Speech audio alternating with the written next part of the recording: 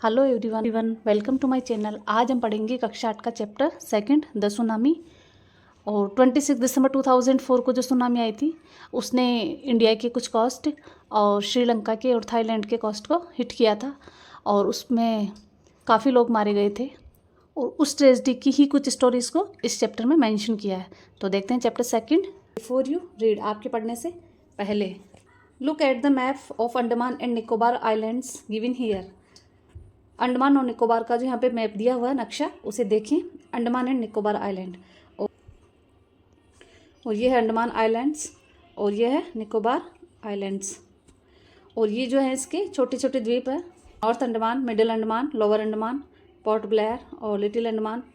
और ये निकोबार आइलैंड के द्वीप समूह हैं, Car Nicobar, Teressa, Katchal, little Nicobar, Nancowry, great Nicobar. Now read the sentence below. Rewrite the incorrect ones after correcting the mistake. अब जो नीचे दिए गए सेंटेंस हैं उन्हें सही करके दोबारा लिखो। तो फर्स्ट है कच्छल इज़ एन आइलैंड। तो ये तो ट्रू है क्योंकि कच्छल एक द्वीपी है। It is a part of Andaman group of islands. तो ये अंडमान ग्रुप का पार्ट है क्या? तो कच्छल तो ये देखिए निकोबार का है, तो यहाँ पर आपको लिखना है it is a part of the Nicobar group of islands. Third है Nancowry is an island in the Nicobar group. तो ये स्टेटमेंट तो सही है क्योंकि नानकवरी जो है वो निकोबार ग्रुप का ही आइलैंड है, द्वीप है। फोर्थ है Katchal and Nancowry are more than 100 miles apart. और यहाँ पे हिंट भी दिया हुआ, the scale of the map is given. तो कच्छल और नानकवरी के बीच की दूरी जो है वो 100 मील से ज़्यादा है क्या? और ये दिया हुआ है ये ओनली 70 मील्स है। तो आपको लिखना है Katchal and Nancowry are less than 100 miles apart, यानी कि वो 100 मील से भी कम है। और फिफ्थ है the Andaman and Nicobar island are to the west of India. जो अंडमान और निकोबार है वो इंडिया के वेस्ट में है क्या? तो ये मैप में देख लेते हैं, और ये ईस्ट में है और आपको आंसर देना है the Andaman and Nicobar island are to the east of India. और सिक्स्थ है the Nicobar island are to the north of the Andaman island. तो जो निकोबार आइलैंड है वो अंडमान के नॉर्थ में है क्या? तो नीचे तो साउथ होता है, तो ये तो साउथ में है, तो यहाँ पर आपको लिख देना है the Nicobar island are to the south of the Andaman islands. A tsunami is a very large and powerful wave caused by earthquake under the sea. A tsunami is a very large and powerful wave. Tsunami जो है एक बहुत बड़ी और शक्तिशाली लहर होती है जो कि समुद्र में आने वाले भूकंप के कारण आती है। अर्थक्वेक यानी भूकंप, अंडर द सी जो समुद्र में आता है। तो सुनामी एक बहुत बड़ी और विशालकाय लहर होती है जो कि समुद्र में आने वाले भूकंप के कारण आती है। ऑन 26 दिसंबर 2004, 26 दिसंबर 2004 को a tsunami hit Thailand and parts of India. Tsunami ने प्रहार किया था, हिट किया था थाईलैंड और पार्ट्स ऑफ इंडिया, इंडिया के भाग सच एज जैसे कि the Andaman and Nicobar islands. Andaman और निकोबार द्वीप समूह को हिट किया था, यानी कि वो अंडमान और निकोबार द्वीप समूह पर और थाईलैंड के तट पर आई थी। एंड द तमिलनाडु कोस्ट, और तमिलनाडु के कोस्ट पर, तमिलनाडु के तट पर भी आई थी। Here are some stories of courage and survival. यहाँ पर कुछ कहानियाँ दी गई है साहस और उत्तरजीविता की, यानी कि जो उस ट्रेजिडी में बच गए थे, उनके जीवित रह गए थे, उनकी कहानियाँ हैं और उनके साहस की कहानियाँ हैं यहाँ पे। Did animal sense that A tsunami was coming. क्या जानवरों को आभास हो जाता है? सेंस यानी कि क्या उन्हें पहले से पता चल जाता है। Some stories suggest that they did. Some stories कुछ कहानियाँ सजेस्ट सुझाव देती है, यानी कि कहती हैं इसमें जो थी दैट दे डिड कि उन्होंने ऐसा किया था। These stories are all from the Andaman and Nicobar archipelago. ये जो सारी कहानियाँ हैं वो अंडमान और निकोबार से ली गई है।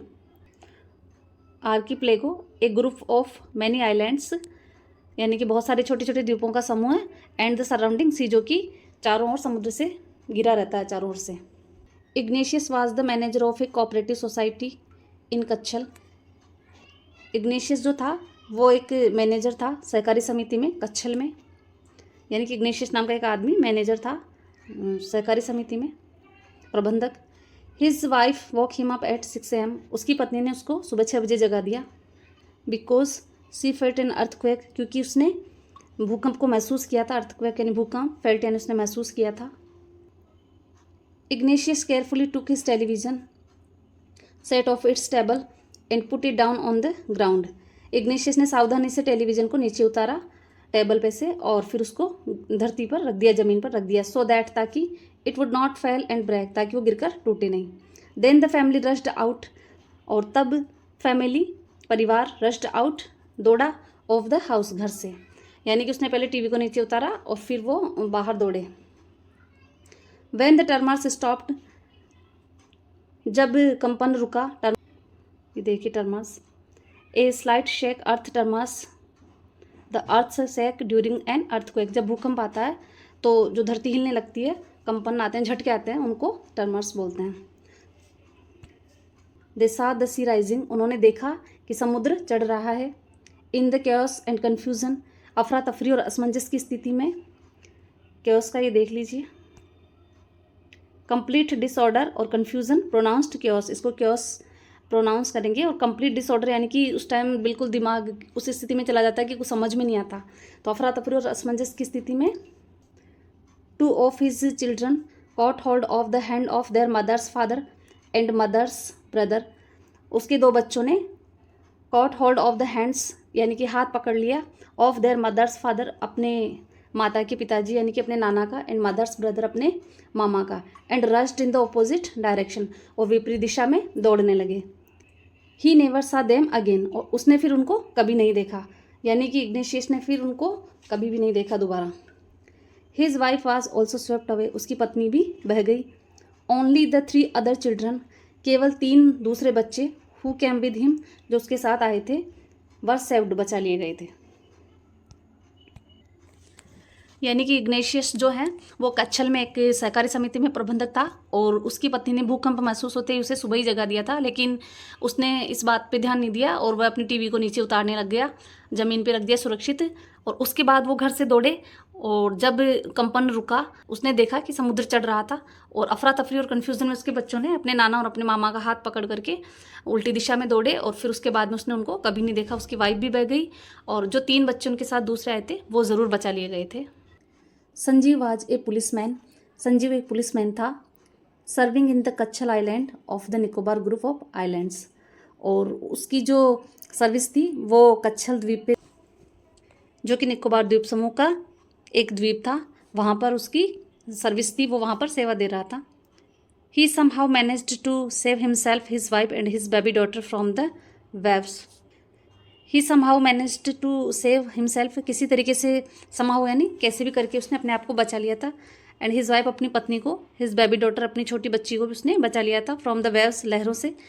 But then he heard cries for help from the wife of John the guest house cook, लेकिन जैसे ही उसने मदद के लिए चीखें सुनी वाइफ ऑफ जॉन, जॉन की पत्नी की, जो कि द गेस्ट हाउस कुक, जो कि गेस्ट हाउस के बावर्ची की पत्नी थी। Sanjeev jumped into the water, Sanjeev पानी में कूदा, टू रेस्क्यू हर, उसको बचाने के लिए। But they were both swept away, लेकिन वो दोनों ही बह गए। 13-year-old Magna was swept away along with her parents and 77 other people, 13 साल की जो लड़की मैग्ना थी वो भी बह गई, अलॉन्ग विद हर पेरेंट्स, अपने माता पिता के साथ, एंड 77 अदर पीपल, 77 दूसरे लोगों के साथ। She spent 2 days floating in the sea, उसने 2 दिन बिताए तैरते हुए समुद्र में। Holding on to a wooden door, एक लकड़ी के दरवाजे को पकड़े हुए। 11 times सी सा रिलीफ हेलीकॉप्टर ओवरहेड, 11 बार उसने अपने सर पर रिलीफ हेलीकॉप्टर देखे। रिलीफ हेलीकॉप्टर, ये देखिए, helicopters bringing help to people during floods, यानी कि बाढ़ और आपदा के दौरान वो हेलीकॉप्टर जो लोगों के लिए मदद लाते हैं, मदद करते हैं। डिड नॉट सी हर, लेकिन उन्होंने उसको नहीं देखा, हेलीकॉप्टर्स ने उसको नहीं देखा। She was brought to the shore by a wave, और वह एक लहर के द्वारा किनारे पर लाई गई। And was found walking on the she शोर इन ए डेज, और फाउंड वॉकिंग चलते हुए पाई गई ऑन द शी शोर, किनारे पर, इन ए डेज, डेज यानी हक्की बक्की सी, वह समुद्र के किनारे पर चलती हुई पाई गई।